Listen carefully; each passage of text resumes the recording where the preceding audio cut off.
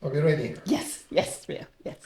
In this case, welcome. Thank you. And I'm happy to welcome yet another giant of this service management industry, Lynda Cooper, who has been the head and the face of our service management standard development and improvement in the UK for years, chairing the BSI committee that contributed to the ISO 20000 development. Is it a fair description? That's a fair description. Yes, fair description. Welcome. Yes. Thank you very much Yes. for your time. Yes.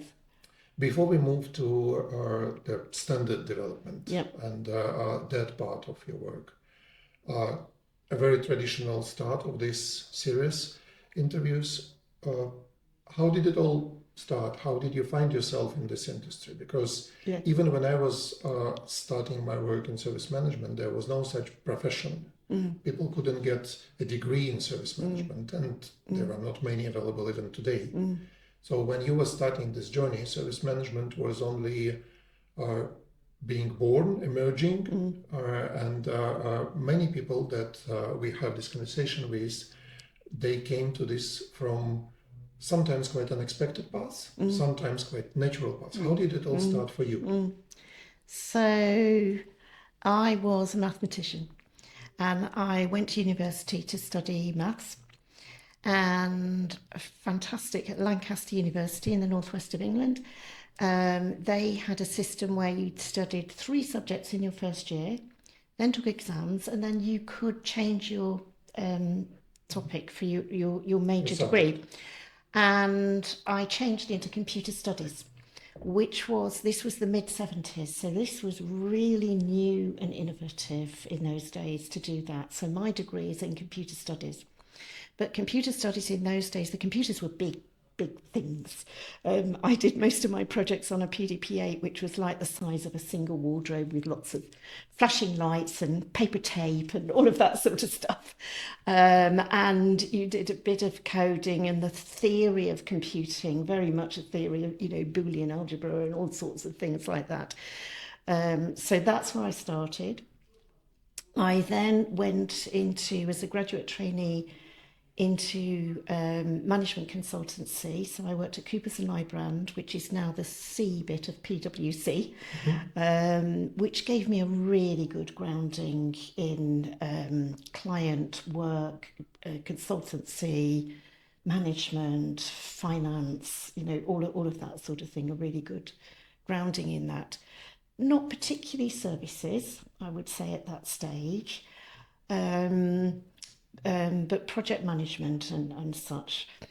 And then I left, had a baby, couldn't travel round everywhere anymore as a management consultant. So I've heard generally about this amazing organisation called F International, which was set up by the lady who later became Dame Stephanie Shirley. And this company was set up for people like me who, for some reason, wanted some flexible part-time work in computing. And in those days, you couldn't Google anything. I had to go to the library, look it up, send a letter to apply for this job, got a job, and then I worked 3 days a week, some remote and some on-site with clients until my second child was 5 years old. So absolutely brilliant. So when COVID came and everybody said, oh, this new thing, remote working, isn't it fantastic? Now, I was doing it in the 80s. I was doing that, but without no laptops, no mobile phones or anything. Completely less connected world, very different. But that company developed into specialising in application management, so managing application services. And ITIL was just starting at that stage. And I became involved, because I was becoming quite expert in service management, I became involved not in writing, but in reviewing ITIL 1 books and then ITIL 2 books. And that's how I got into it, through that. And service management then sort of grew and became an established discipline.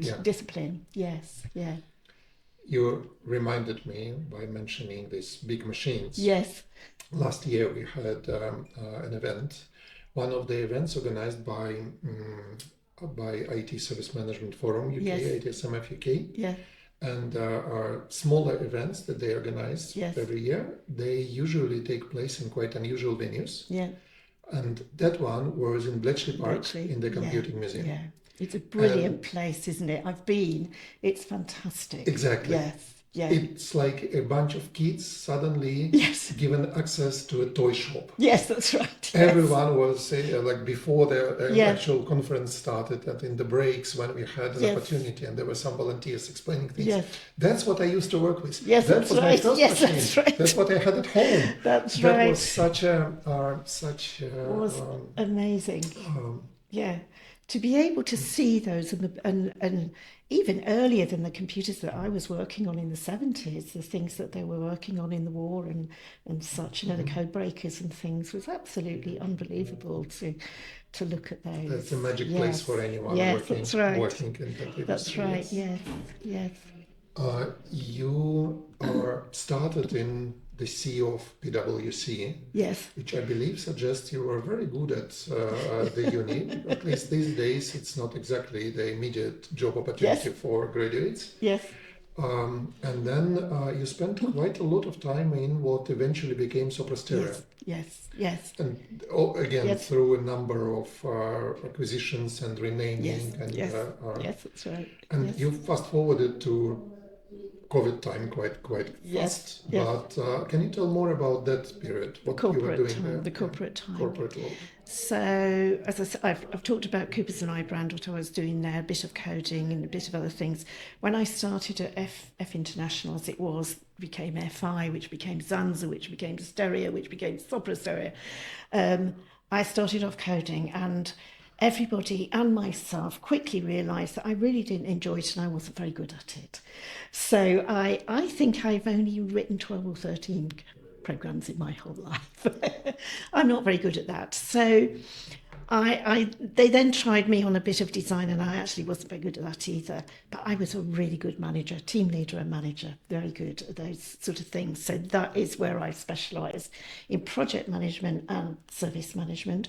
Moved into account management, program management, program director, account director, all of that sort of thing. A lot of very large bid work, you know, multi-million-pound outsourcing bids.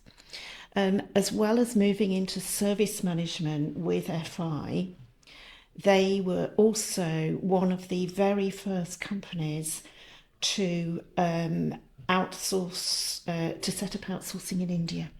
They were one of the first, and I was part of doing a lot of work in India. And it was very interesting because what we had in India was a lot of very young people, graduates.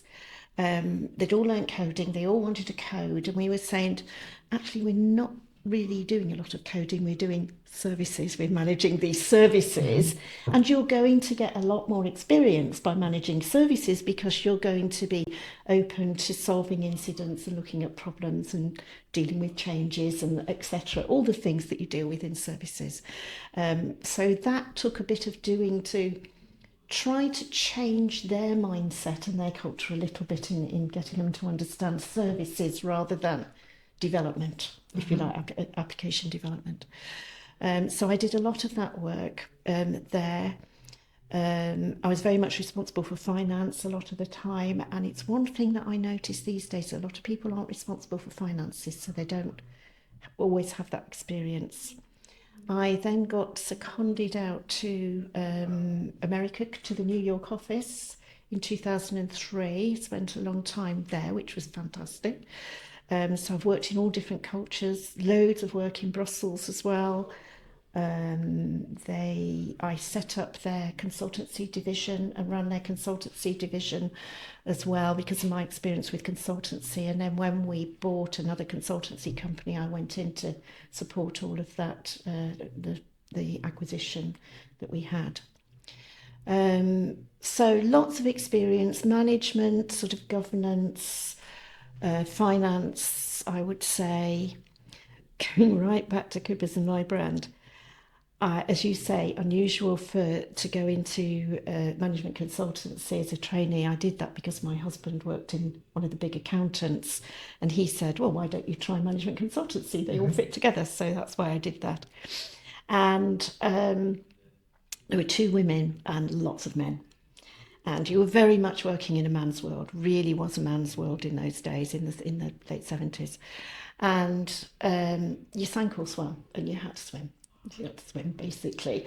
You had to join in with everything, with the banter, and you had to earn respect and show that you were good at your job. So that I didn't have any problems with the women in IT emphasis which comes now.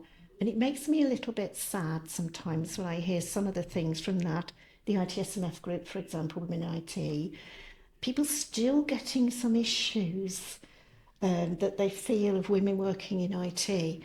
And but I seem to have got through it in the early days. So going back into FI, so I got headhunted after I'd been to America, to New York in 2003. I'd been there for 25 years. I was getting bored. I'd done everything. I'd worked in all different roles, different countries. And I got headhunted to a company called Fox IT, which at the time were very, very big company, prestigious company, if you like, in service management consultancy and training. So I went there as an international director to work on their international areas, but also to set up their ISO 20000 program as well. So I was there for 3 years. I learned a lot about developing training courses, exam development, delivering the training courses, all of that sort of thing, which was really, really useful. And certification as well. And all this time I was on the committee, which we'll come back to. Then I got made redundant. So that's when I started off on my own. So it was, in a way, an external event that triggered your own Yes. business and your self-employed path. It was. When I got made redundant, I knew it was coming. I knew that they were having some difficulties. I knew it was coming. So no surprise, I didn't bear any grudges against them at all. And I immediately started to look for another full-time job because I'd always worked full-time since my children were very young. So I started looking for a full-time job, but it all took time. And in the meantime, I let it be known I had a very, very extensive network. I was quite well known in the service management industry. And I got offered some consultancy work, some contract work. So I started doing that. And then by the time, one of the jobs I was after was a director level job with a very large consultancy organisation in the city. And they took 4 months to get me through about 6 levels of interviews. And by the time that they came to that, I was already doing lots of work on my own. So I could see that I could get that work. And we weren't reliant on me having a top level reliable salary. So I decided I didn't want to be beholden to anybody anymore who could send me anywhere in the world, basically. I wanted to be my own boss. So I turned it down. They were very unhappy, but I turned the job down. And half a year of the careful onboarding process. And went out on my own, set up my own company. I called it Service 20000 because it was all about service management and ISO 20000. And I've never looked back. And from having that was 2009, that company started. Never looked back, still going. So basically some corporate inefficiencies Yes. Triggered a successful self-employment journey or independent journey for you, like for many, I have to say. Yes. So you traveled quite a lot during your corporate life. Yes. You worked in India, you worked in America. You later worked in Spain and Portugal already in your in the independent journey. Yes. But you mentioned being sent to anywhere in the world. Yes. So 2 questions naturally come here. Do you like traveling in general? And do you have any like favorite places Right. that you want to come back Right. Yeah. for work or just as a Pleasure. Yeah, I love travelling. I love travelling. I have travelled a lot. As I say, I've lived and worked in America. I haven't lived in India, but spent a lot of time out in India, a lot of time in Brussels, in other parts of Europe, a lot of time in particularly Lisbon. Um, and the Spain and Lisbon came about all through international standards, through my work on ISO committee, where um, the Spanish representative for the ISO committee wanted someone to come and introduce 20,000 in Spain and Portugal, and asked me to do that. So I spent a lot of time out there doing consultancy and running training courses and such, which was brilliant for a few years until they could stand on their own 2 feet and do it a little bit more themselves. So really good experience to do that, and I always used to take advantage of, good food and good wine and such. Yeah, yeah. But places I like to go, they're all so different. I've worked a lot as well in China, in Japan, and with international standards, the committee meetings are all around the world. So we go all around the world to do different places as well. And I don't know about favourites. Singapore, it's probably a favourite. That was a pleasure. That was not a working trip. New Zealand, that was a pleasure trip. Lots of places. I don't think there's anywhere I've been that I didn't like. Oh, that sounds great. Yes. So, having worked in so many Yep. countries and generally bringing some international standard as part of your work to those countries, what do you think of this idea of the cultural differences? Did you feel it? Did you feel work that it feels working differently when you would do, let's say, standards and service management in China versus India versus Portugal or any other Yeah. country of choice? Yeah. Yeah. How did it Yeah. feel to work in Yeah. different countries on this topic with Some different communities? some of them you definitely feel the different culture, and that also comes out in the ISO committees when we're having ISO committee meetings as well. And sometimes you get I'll always remember the very first time that I had to lead a comment resolution meeting, when at the very early stages of ISO 20,000, when we were resolving comments from all different countries, and I had to lead an international committee on this. And I'd worked in many countries, but I hadn't worked in Japan, and I've worked a lot there since. And so I wasn't used to all of a very different culture in Japan, where they don't like to use the word no. So what I've learnt now is that I will ask, do you agree with this? And they might say, maybe. And I'll say, is that a maybe yes, or is that a maybe no? You've got to try, but it's very respectful and thinking about things like that.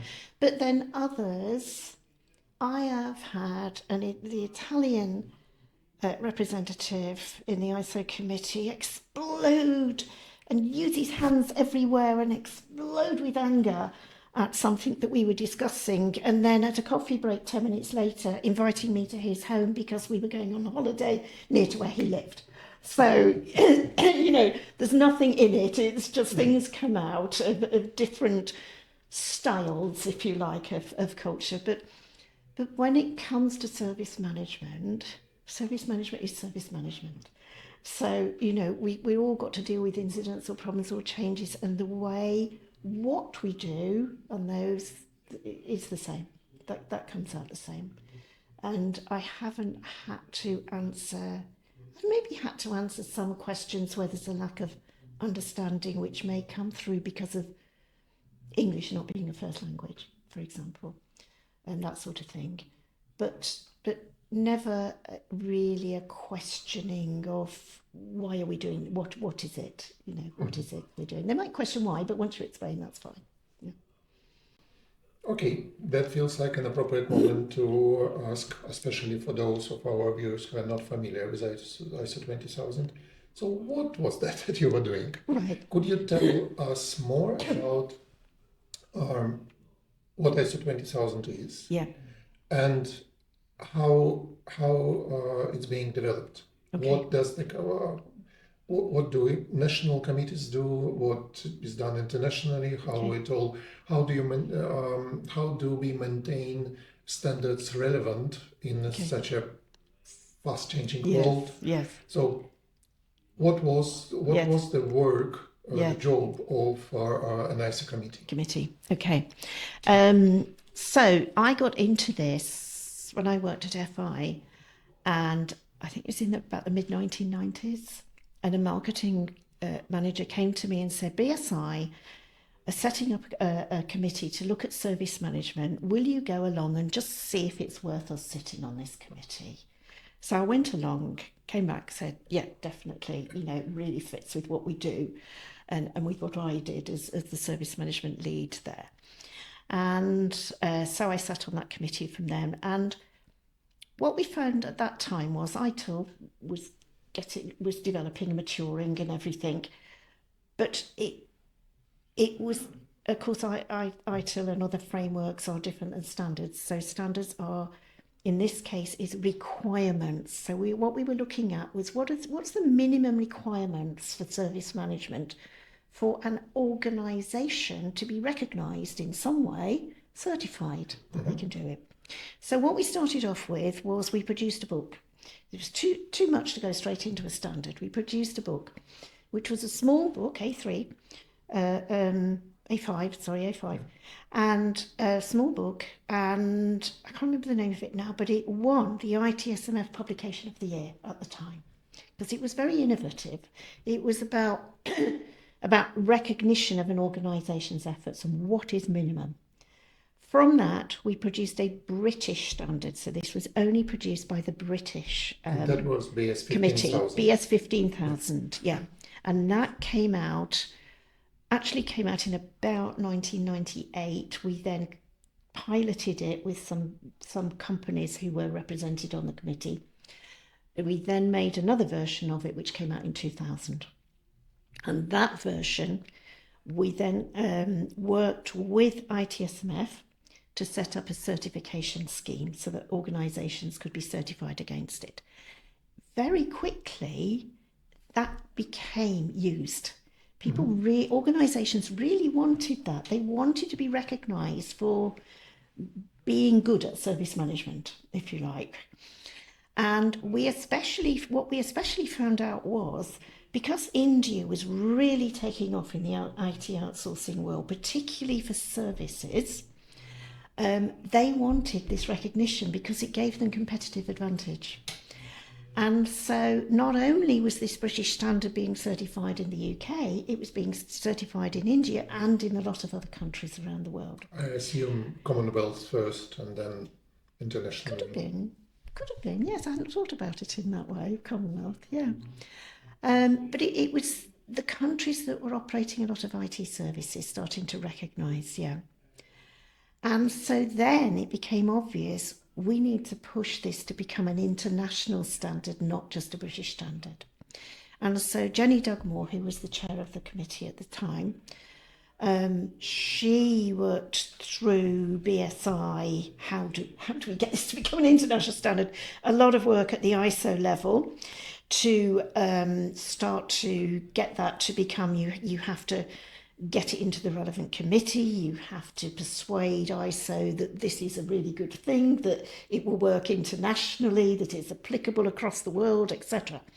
And so that happened, and then the British standard got put up, and then it goes out to we had a committee set up, service management committee set up at ISO level, which is made up of lots of national bodies, countries, representatives from each national body that is interested in that. And it was very, very popular straight away. And so the British standard went forward, and then all the different countries could comment on it.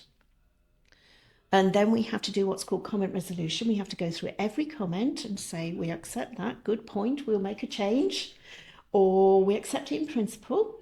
Good in principle, but let's just twiddle a little bit with what you've suggested. We'll make some amendment there. No, we don't accept it for this good reason. so various ways of doing things. So you do that with all of the International Standards Committee members. So when I say I'm the editor of a standard, it's actually by committee. It's developed by committee. So the actual ISO standard, ISO 20000, and ISO allocated the number, came out in 2005. The first edition came out in 2005. And again became very popular there, and we did a big transition of companies who were already certified from 15,000 to 20,000. Then we upgraded it in 2011, we updated it in 2018, so the latest one is 2018, and I was the editor of the last two. Keeping it relevant, each time we did a lot of work before each update, so before 2011 update, before 2018 update, to say what's happening in the service management industry. We did surveys, we were working with people from around the world on the ISO committee and within each of the national body committees, including BSI committee. And so that we take all of that into account. And bearing in mind that standards don't change very often, we have to look forward and say, what do we think is going to happen in the next 5 years, 10 years, whatever, so that things remain relevant. But the biggest thing that we did when we changed it at the 2018 version was that we took out a lot of the detail. So the standard is now what to do, not how to do it. The how to do it is in all of these frameworks, all the various frameworks, ITIL and other frameworks. And the important thing is what is being done. And for every organisation, every context, every different technology that exists now or will exist in the future, that sets us up with the how to do it. So we have, in 2024, we did another major review to say, what's happening now? Do we need to update the standard again at the moment? And the result, after a very thorough review, surveys and all sorts of things internationally, came out with, actually, no, it's still okay at the moment. If we are talking about part one, if yes, we are talking about the management system. Yes. But meanwhile, yes. A number, like up to 20 parts are emerged, which help to bridge that what is the good practice, what needs to be done, to how it can be done. There are parts on experience management, there are parts on sustainability, there is a part on sustainability, there is a part aligning ISO and ITIL, there is a part aligning ISO and other frameworks. So that's another way to keep it relevant. Because those additional parts, they have their own pace of update. Which, for instance, in case of ITIL, probably is aligned to their cycle of ITIL updates. So if tomorrow we have a new version of ITIL, then it will trigger a decision on whether we need or we don't need to update the respective part. And then it will start the process. That's right. Thank you for reminding me. Because I'm the editor of part one, which is the requirements part that is used for certification. I always talk about that one. There are many other parts as well. I can't remember how many. I think it's about 12 parts, which are guidance documents. And we've got, for example, using ISO 20000 with Agile and DevOps, using ISO 20000 with, as you say, experience management. So many others using ITIL, ISO 20000 with ITIL, which was ITIL version 4. It was updated from the ITIL version 3 version, as you say. And there is now, we have just agreed to produce another guidance part, which is using ISO 20000 with AI. So that is how another way that we are keeping up to date is saying, actually, we don't need to update part one, what are the requirements at the moment, what are the minimum requirements to do at the moment, but we can give you guidance on how this will work in I think the other one was SIAM, for example, and such, so how can you use 20000 in all these different situations that are emerging now? And it actually triggers some sort of mutual pollination, because Yes. when I, as an ITIL architect, Yes. look at some ITIL content Yes. and consider whether it needs to be updated. Yes. So I'm looking, for instance, at ISO 38500. Yes. And I see that for years it used to have the key activities of IT governance as Yes. a evaluate, direct, monitor. Yes. And now it's evaluate, direct, monitor, and engage stakeholders, which means if I will be putting some content on IT governance in ITIL, Yes. I will be considering including that Yeah. fourth activity to yes. get aligned Yes. with the standard. Yes. Yes. So it's a mutual Yes. influence, mutual Absolutely. pollination, and Absolutely. they all these bodies of knowledge and standards, they inform development of each other. Yes. Yes. Yes. That's correct. Interesting. For those who haven't been closely involved with ISO 20000, two questions.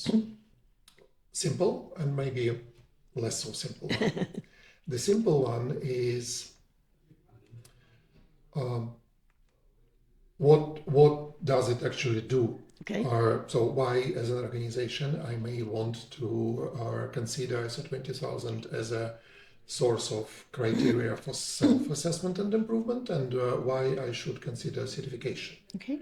That's relatively simple because it's answered. More complicated question, more difficult question is how can we prove that use of the standard, that adherence to the standard actually improves performance of the organization? Because it's really difficult to run a valid A/B test, to take two copies of one organization, and one will be using a standard or a good practice, and another one won't. But other than that, they will be in completely identical situations. Just not possible. Yes. So we don't have a purely scientific proof of the effectiveness of these things, at least that I'm aware of. It's more anecdotal. It's more, let's say, large numbers, statistical. So, Yes. what do you think of this? So first, why Yes. shall I consider Yes. it, and then Yes. how can I measure whether it's effective or not? Yeah. Yeah. So good questions. So an organization can use ISO 20000 even if they don't want certification. For example, if they look at ITIL, there's a lot of pages, a lot of guidance there, and some people look at that and think, oh, where do I start? If you go to ISO 20000 Part 1, you've got 20 pages. And you've got maybe half a page for each topic in there. And so that gives you the sort of what to do, and then you can take that and go to the ITIL guidance or other framework guidance, whatever it is you're using. So that's useful to do that. And as you say, you can do it as a self-assessment as well, as a sort of internal audit guide as well, if you want to do that sort of thing. As far as certification goes, to go through the actual certification route means you've got to have met all of the requirements. It's not a maturity model. It's a sort of yes or no. You do all of it or you don't, basically, to get that. And you have to have an external auditor come in, a third-party auditor come in to do that. To do that, and you have to do that every year. And of course, there's a cost involved in that, and to really maintain your service management system on that. So for a lot of organisations, the impetus is contractual. So ISO 20000 is appearing in more and more contracts, and it's very recently been now put into one of the UK government framework requirements, and I'm seeing a lot of people on that now. In fact, I had something through last week with somebody saying, really urgent, can I speak to you before Friday? I've got to report back on what we're doing on this. And unfortunately, I couldn't do it, so I'm talking to them tomorrow, so I'm not quite sure what they did last week. So a lot of that coming, particularly in China, which has big numbers. It's government requirements there, and various other requirements for outsourcing organisations for providing IT services. So that's a big one. The other one is competitive edge for the IT outsourcers themselves, providing IT service providers themselves. Competitive edge to show, we're good, we've got ISO 20000, we're doing that.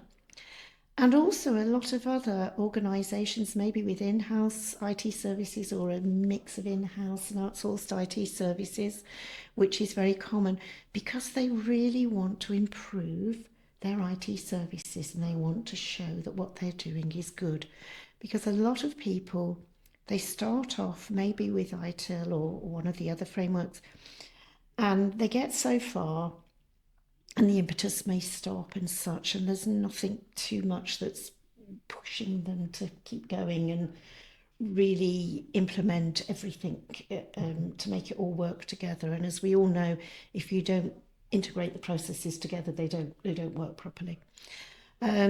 So if you go for certification, you are going to be audited every year. It's going to be an external auditor coming in, and it will improve things. There are a lot of requirements about improvement, about measurement and measurement, evaluation and improvement, and it is guaranteed to improve. You will improve. Now, as far as proving the worth, as you say, it is really difficult. The only thing I can point at is that both BSI and ISO international standards have all done research on, not on 20,000 in particular, but on standards in general. Management system and standards. Management system standards. And the value of those companies and the success of those companies that use international management system standards and how they have grown and how they have succeeded. So that's the only one that I can point at. 20,000, we have grappled with this many times, and we can get some some organisations giving us some nice words about what it's done. And I know some testaments, and I know that as a consultant, I work with organisations on 20,000 and 27,000. And I know for one organisation that I've worked with for over 10 years, I know I can look back and see where they were 10 years ago, where they didn't really do anything about risks and change and various other things, and where they are now, which is completely different. And I can see that now. But actual measurement is very difficult to do. Yeah, agree with you. Some people would say maybe that's, like people who go to gym are happy in life. Yes. Or maybe happier people can actually afford going to gym. Yes. Successful organizations can afford are doing sustainability or are doing like management system standards, rather than management system sustainability and going to gym makes your life better. And it's really hard to validate what is their cause, what is their effect. When you just look at these correlations, like everyone who used to eat cucumbers eventually died, so probably cucumbers is the problem. Maybe not. But I'm with you on that. I believe that good practice that we create and standards that you have been developing, they actually help organizations to be more successful. And without them, the chances for success are lower. Not zero. And using the standards and frameworks is not a guarantee, but it increases the chances for success. And across the industries, we generally see that if you do things right, then there is a good chance that the results will be better. Yeah, absolutely agree with you. Speaking of doing things right, I will actually read a quote that one of your ex-colleagues put on your LinkedIn profile as a reference, saying that Lynda's ability to translate best practice theory into process design, which delivered real business value, meant Lynda was always highly valued by the client. So based on what you said and based on your career progression and based on uh, testimonials like this one, you have seen good consultants. You have been a good consultant. Yes. What do you think makes a good consultant? What is the secret Yes. ingredient Yes. of a good Yeah. management Yes. consultant? Yeah.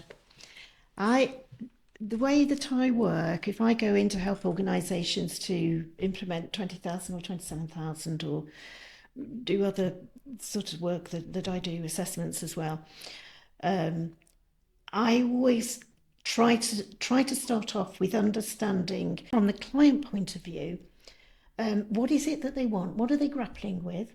Why are they going with this? What outcome do they expect to get, or do they want to get out of this? Who are all their stakeholders?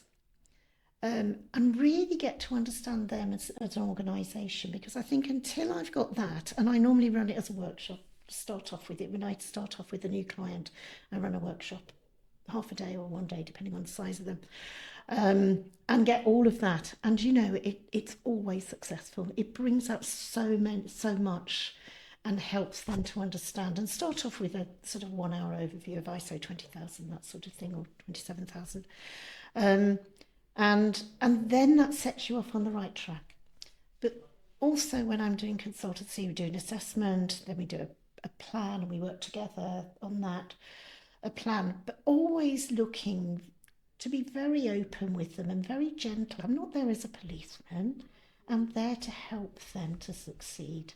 And I think that's the really, really big thing about them getting value. I want to put myself in their shoes and see what they want out of it and make sure that we achieve their outcome. Also, I'm not there forever. I might be there for 6 months, 9 months, or less, whatever. And only not full time over that time, only a few, part time over that time. They have got to own that management system. It's not my management system, and I have seen that in a few areas. I've seen some customers where I've gone into and they've said, we've bought this management system in a box and we've got all of these processes and procedures and excuse me, policies. And I say, okay, and what have you done with them? Well, we've had a quick look and they're really complex and we don't understand them. So, okay, so show me. So I have a look at them and I say, yeah, okay. Let's put them to one side, shall we? Let's see where we are and what we need to do and what's the minimum we need to do here. And some of them we might touch on a little bit and use a little bit of, but they've got to accept, they've got to be able to work with, they've got to own.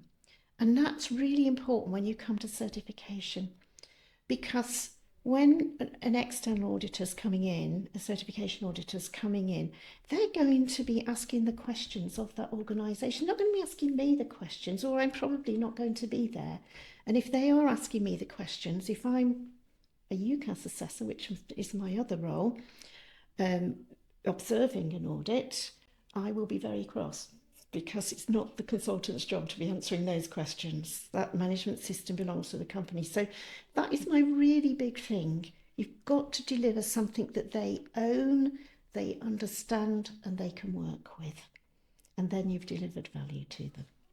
So focus on value. Yes. Start where you are. Yes. Progress, release feedback. Yes. And think and work holistically. Yes. Sounds very familiar. Yes. I am conditioned, of course, to link everything to that's guiding right. principles, but it's my absolutely bias. But yes. It feels very relevant. Yes. About this magical tool that will solve all the problems, especially if you have some good practices as well. Yes. What's your opinion on the wide adoption of AI generally for running business, for management processes, for service management processes, integration of AI in the tools? And do you think it will replace all the service managers by tomorrow? No. Nope. No, but I think it will help with some efficiencies. It will help with maybe spotting some patterns. Automation has already helped quite a lot of work on events and incidents and all of that sort of thing. So we've already got automation on a lot of that. So I think AI is going to support, not replace. Maybe it will replace some people, maybe we'll need slightly less people, but it is not going to get rid of the strategy, the decision making, okay, so we've got a really good analysis from AI. What does it actually mean? What if we do that? What if we do that? Let's look at the options and things. AI can probably help us with some of that, but it's not going to make all those decisions and such. So the service managers are still going to be needed. Let's have a look. Yes. We'll see how it goes. Yes. Again, I agree with you, but we see generally that organizations are adopting AI faster than they learn how to control it. Yes. Yes. So it's interesting how it all will look in a year from now when the hype will go slightly. Can I give you a really funny story about AI? A really funny story. It's just to do with a holiday, not to do with work. We went to, my husband and I were in Italy. We love Italy. And we went to Siena and then we went to Pisa. And we went, of course, we saw the Leaning Tower of Pisa and my husband took a photograph. And we wanted to send this photograph to our family. He pressed enhance on it. And do you know what it did? It went from leading to straight. Strictly vertical. It went to straight. So there was a bit of AI that wasn't really doing what it should be doing. And I think we have to be very careful. We already know from a lot of AI that, there's false information being put around, all sorts of things. The searches. I read something the other day, AI comes up in searches now, AI things, but they're not always correct. So we've got to be careful what we're looking at. And you're right, we've got AI all over the place, but what's the ethics of it? What's the accuracy of it? And how can we use it properly, I think, and really well. And that's what we're still learning and we'll be learning for a while. Thank you. Speaking of learning, not only from AI and about AI, I first as a joke, and then I decided actually it works. I called this series of interviews conversations with giants, referring to the giants on whose shoulders we stand to see further. Because everyone who is a guest on this interview has been shaping the industry, has been shaping, for me personally, the way I see the industry. I see service management, and eventually, by proxy, it affects what we have in ITIL, for instance, decisions I make. Yes. And I ask everyone we have this conversation with, who influenced you? Who were the giants on whose shoulders you stand? Would you consider people who really had an impact on you as a professional, maybe as a person as well? Feel free to share any. It can be a book, it can be a name, it can be a movie, a picture, anything. What has influenced you as a professional? So 2 things I would say. I thought about this when you sent me the question for this. So to start off with the book. In the 80s, there was a book called Feel the Fear But Do It Anyway by Susan Jeffers. And that was a very innovative book at the time, and particularly for females. And its premise basically was, yes, you may be a bit scared, you may be, but turn that into an opportunity to do things. And that's an attitude that I have always taken as well. I mean, for example, I do a lot of public speaking, and the first time you do that, you think, well, this is really scary and such. But now I do it, you still got to have a little bit of adrenaline, a little bit of fear each time you're speaking. Yes. But you're a practice speaker now. As far as the person who has really influenced me the most was Dame Steve Shirley, who's very sadly died last summer at the age of 95. She was Stephanie Shirley. She changed her name to Steve because when she set up F International for flexible working and mostly females, in the late 1960s, I think it was. She couldn't get anywhere with the name Stephanie. So she changed her name to Steve, and that gave her inroads into all sorts of places. She had come over from Germany on the Kindertransport when she was 5 years old in the war. She was fostered out with a family in the Midlands, ended up going to university, ended up working in very, very early days of computing and such, and then set up this company to suit her own family circumstances. She was such an amazing person who influenced a huge number of, particularly women, but a lot of other people as well, not only in the world of IT and the company where I worked for 25 years, and gave opportunities, but also in she was one of the founders of the City Guild of Information Technology. She was a previous president of the British Computer Society. She set up a charity called Autistica and various homes for autistic adults because her son was autistic. So she had an enormous influence on my life and on the lives of many other people as well. So I'd say she's the one from a working profession with the biggest influence, I would say. Thank you. Great. I Yes. actually have to check. I Yes. haven't known much If you about want her. to read her book, it's what's it called? I'll give you the name of the book. I can't remember the name of it now, but it's an amazing book that she wrote about her whole life from the Kindertransport onwards. Really, really interesting book. I Yes, will really check it out. inspirational. Yes. Thank you. Yes. Well, in this case, let's slightly tweak another standard question that Yes. I ask everyone. What would you advise Yes. What would be your advice to a young female professional Yeah. joining this Yes. digital industry Yes. in whatever shape the Yes. industry can be? Yes. Software development, can be Yes. product management, service management, Yes. IT in the widest sense Yes. of IT. Yes. It's still significantly less than Yes. 30 years ago, 40 Yes. years ago, but it's still rather male Yes. dominated industry, Yes. dominated profession, and it's good to see a lot of females of all ages working and succeeding in this, but it's still a challenge. Yes. Yes. So what would you say to Yes. someone who is about to join this area Yes. and who is a female? Yeah. I would say for the people, even at A level and university now, at school and university, don't be frightened by saying you're going into computing or information technology, whatever they call it in different degrees now.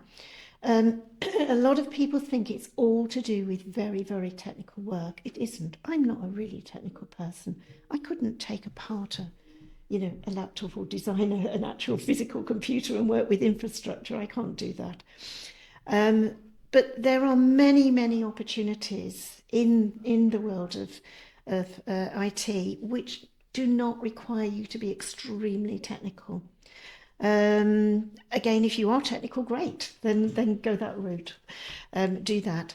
Don't be frightened of it. So think about, or talk to people, network, try to talk, try to get involved from early days in things like standards committees or industry forums. So I know that BSI run a young professionals forum. And there are many other forums around. We try to get young professionals involved. The British Computer Society, BCS, has young professionals as TSMF well. is doing a great ITSMF doing the job same. involving, Yeah. professionals. So get involved, network, really network, and really try out different things. Open yourself to different opportunities. Say yes to doing different things. And I would say, from my experience of working in many countries and living in some of the other countries, do it. Go and work in other countries. It expands your horizons. It exposes you to different cultures, and it makes you think in a broader way. I think in a better way for anybody in any industry. I think it's worth doing that. Thank you. Thank you very much. Very great. Very good advice. Um, one more thing that is less work related. Um, you mentioned a child, you mentioned a husband, Yes. so at least there are two of Yes, those. yes. Are who is Lynda Cooper when she is not doing any Not- standards? yes. Any hobbies, Yes. family, Yes. pets, Yes. anything that you enjoy Yes. when you are not Yes, focused when on I'm not service working. management? So, married for a very long time. I have two daughters, both married. I have four grandchildren, ranging from 15 down to 5. We all live a long way apart, all in England, but a long way apart. So I spend a lot of my time travelling to see grandchildren, look after them, and such. And family is very, very important to me. That we keep seeing each other and keep together, and that the grandchildren really know their grandparents and such. So we do spend a lot of time with them. I don't have any pet. Used to have cats, but no longer have cats. It's because my husband and I travel a lot. I don't work full time anymore. That's the beauty of working for yourself. I can pick and choose when I work. So, for example, I never work in August. And I can choose. My work has to fit around my holidays and my grandchildren and such. These days, I used to work a lot more, but not so much now. So that's nice. So we travel a lot. We love to travel to all different countries, all different experiences. We are real foodies, so we love trying out different food. Any country you go to has got to have good food. Um, we have a very good set of friends. There's 8 of us, 4 couples, 7 of whom we all went to university together, and we're still all married, and we still all have good friends, and we meet up several times a year. In fact, last week we were in a very, very nice restaurant in London together. We live all over the country, but London's an easy place to meet. And so food, wine, and travel, I would say. Yes. Well, that sounds like a great great way of Yes. enjoying yourself. Anyone in the family working in IT or service management? No. Well, I've got a son-in-law who works in information security, but he's very technical, very, very technical. I see him on LinkedIn and I think, I don't understand a word of what you're saying, but very, really technical stuff. No, my one daughter is a medical consultant and she's married to another hospital doctor, and the other daughter is an academic doctor working in public health. Well, that all sounds like a fascinating journey.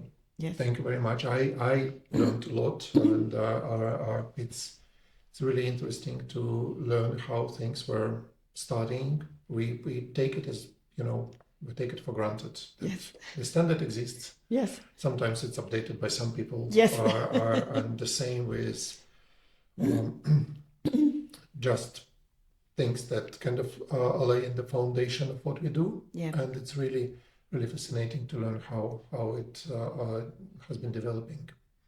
I have, as usual, a bonus question from another giant. Okay. Let me find the question so I don't misrepresent it in any way, and I will ask you. So our friend Barclay Rae actually offered 2 questions. Barclay is